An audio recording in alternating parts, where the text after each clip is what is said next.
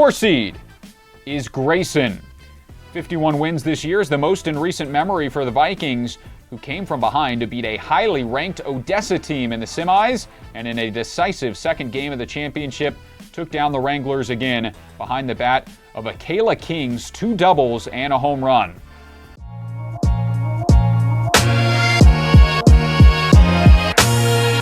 Yeah, we just know that, when it gets to this point, everybody there is good. And we fully expect that. We compete in one of the top 2 conferences in the country, if not the toughest conference in the country. And so I think that the people that we have to face throughout the year prepare us well for what we're going to see in Yuma. It's going to be big. There's going to be a lot of people there. I think it's a great recruiting opportunity for our girls, with a bunch of 4-year schools being there as well. So it's going to be big and fun. The Grayson Lady Vikings are headed to the JUCO World Series as the number 4 seed. The Grayson College Lady Vikings have punched their ticket to the NJCAA Division I World Series in Yuma, Arizona, set for May 19th through the 24th. After a dominant 51-7 season, which is a school record for wins, the Vikings clinched the Southwest District Region 5 title with a 5-3 victory over the 7th-ranked Odessa in last week's championship matchup.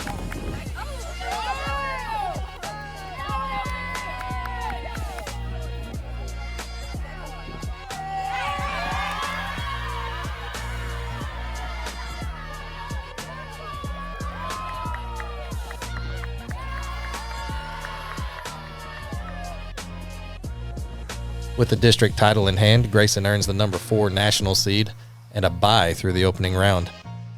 They'll face the winner of Navarro College and the College of Southern Idaho, which were the champions of the Region 14 Mid-South and Region 18 Rocky Mountain, respectively.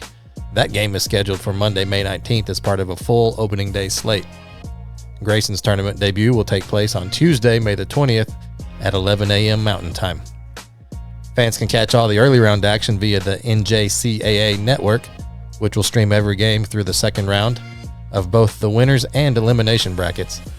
NJCAA network offers several pay-per-view options. Starting with the quarterfinals and second elimination round, coverage will transition to ESPN Plus, part of the NJCAA's multi-year partnership with ESPN. Please note that ESPN Plus and ESPNU broadcasts are not included in any NJCAA network packages. Subscription details can be found at ESPN Plus on their FAQ page. Tickets are available in advance, online, or at the gate. Go to the NJCAA website for more information. You can also view the complete bracket at their website and follow game-by-game results.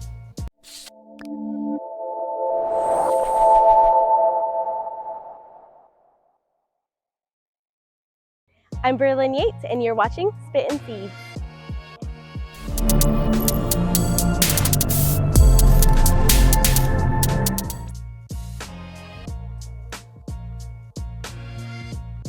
The Lady Vikings didn't just win this season, they dominated. A jaw-dropping 51-7 record with 33 games scoring double digits and 17 shutouts on the year. And when they poured it on, they really poured it on. 20-plus runs were scored in 3 games.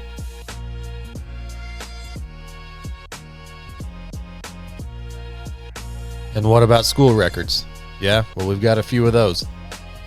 Hallie Guilladrone is now the career home run queen with 41 bombs, topping a mark that previously stood at 40.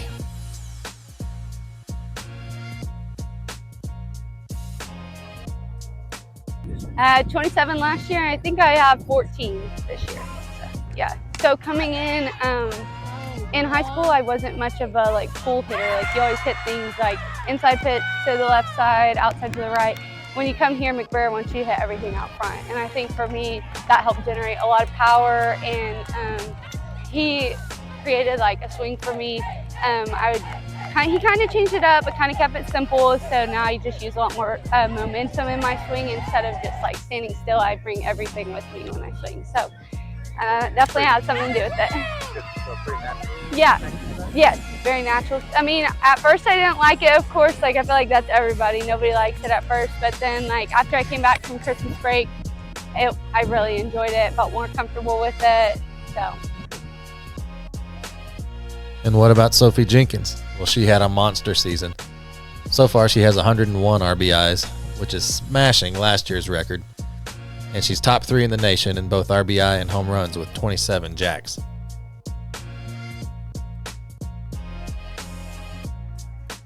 So I actually switched it up this year. In the beginning of the season, I was kind of struggling, just like with consistently getting my barrel on the ball. And I put a lot of pressure on myself. I was thinking like, oh, I need to go 4 for 4 every single at bat. And then one day I was just sitting in my dorm and I realized like, if I go 1 for 3 every single game, that's a 3 for 3 batting or 333 batting average, and you're an All-American if you bat 333 throughout the whole year. So I really switched my mindset to, okay, my goal is 1 for 3. And then everything else is just extra. And it took so much stress off of me. So if I walk up there and get on base first at bat, then everything else is extra, and then there's no stress. I've also really just started playing for God. My relationship with Christ has grown a lot.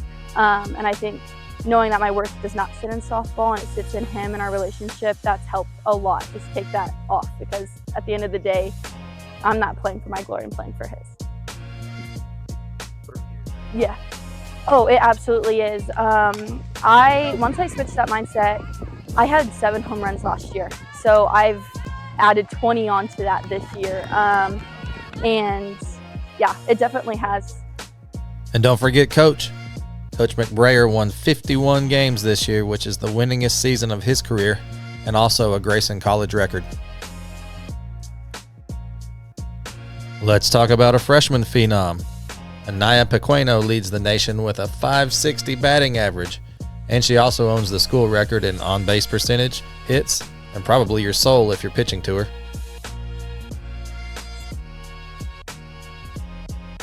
I mean, you're always going to find some comp facing any kind of pitcher, especially at this level, and the mindset that I walked up with was they got to pitch a strike to you eventually, and you got to be able to hit it, so look for that strike and do what you can with it.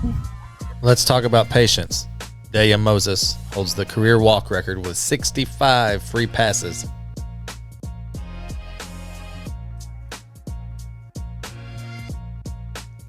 So I now hold the walk record with 65 walks. Single season. Yep. Go Vikes.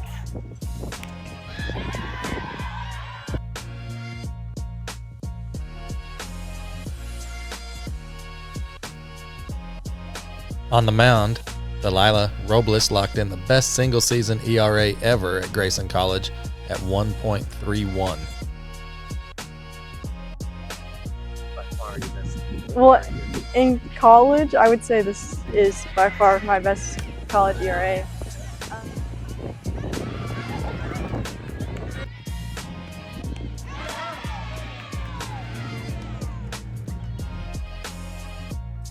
And it was awards all around. Second team all-conference was Riley Mays, Macy Jones, and Abby Wood. First team, Maddie Matthews and Hallie Guilladrone. First team all-conference and all-region 5 North, Sophie Jenkins, Delilah Robles, Anaya Pequeno, and KK King. Offensive Player of the Year, Sophie Jenkins. Defensive Player of the Year, KK King. Lady Vikings softball didn't just make history this year, they completely rewrote it.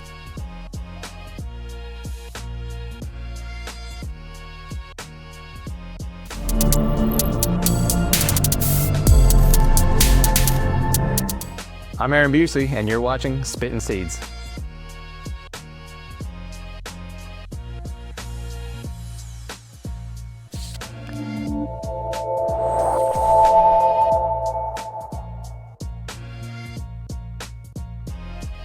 Be sure to like this video and subscribe to the channel so that you don't miss a single episode. The 2025 season has been an incredible year for the Lady Vikings. With numerous school records set and some leaders in the nation, it's been quite a ride. But now that the Lady Vikings have made it to the Yuma, Arizona World Series tournament, here's what they have to say about their chances of bringing it all home. Last year, in comparison to this year, the team chemistry wasn't as strong as it is this year, and I think that's a lot of the reason we are successful the way we are is because of the team chemistry and the way we're able to come out here and enjoy practice every day and just get better. So. I think it's exciting. I know the last team that had went over there was also ranked 4th, so I think it's just like redoing it all over again, except we're gonna bring it home. So I think this year we got it all: the chemistry, the willingness to like play for each other, and the talent. So, I would say we're the team to beat. Yeah. It's gonna be hard to bring us down. I think we are the team to beat. Like I said, like we have amazing pitching staff. It's gonna be hard to pitch against our bats. Our defense is locked down, so I really think that we're the team to beat. We want it bad. We have a chip on our shoulder from last year. And it's been a good experience, and I think any negatives we had last year, we completely flipped this year and turned everything into positives.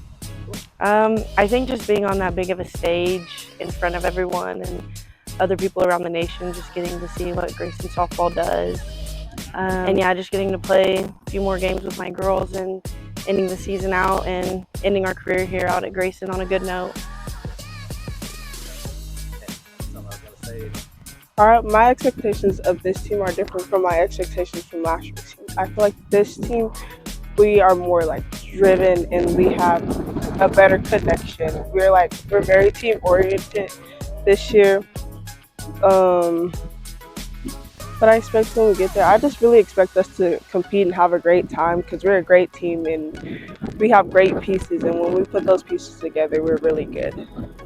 I just try to keep everybody positive, just like McBrayer. Like, he doesn't make it seem bigger than it is. He keeps it simple. He knows that we can do it. He has confidence in us, and I think we all just have to show that we have confidence in each other. So, yeah, just another game.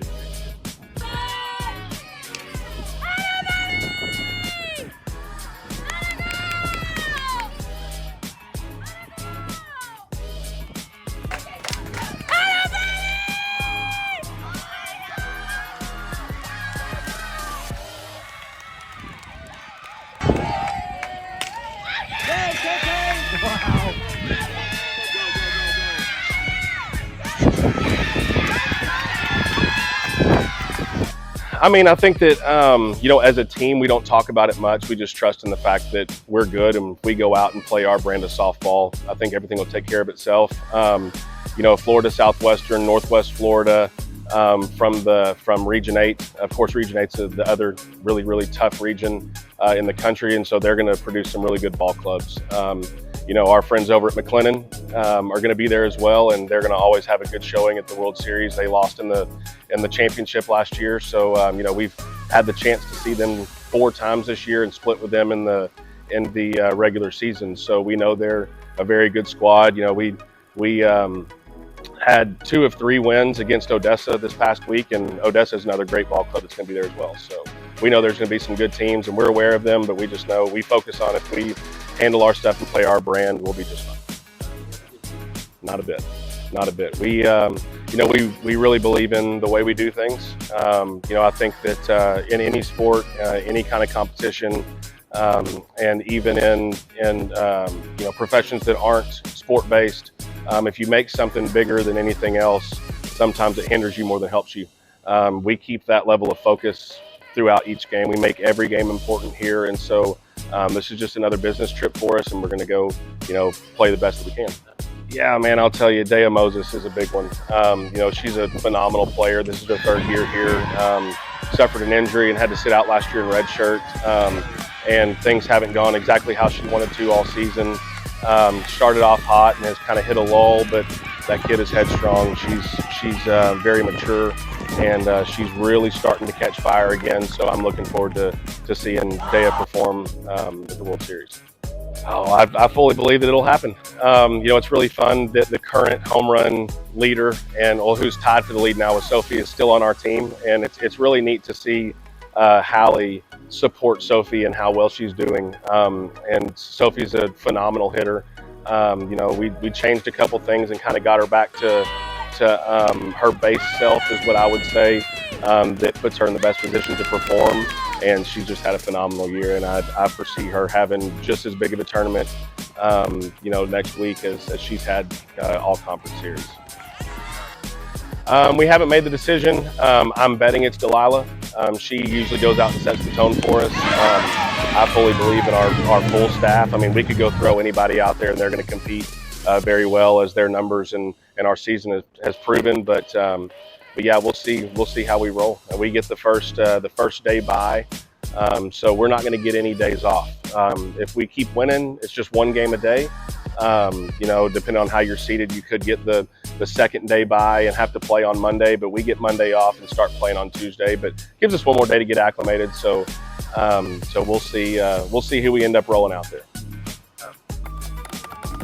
On behalf of the Sherman Shadowcats, UC Digital, and Spittin Seeds, we wish the Lady Vikings the best of luck in the 2025 College World Series.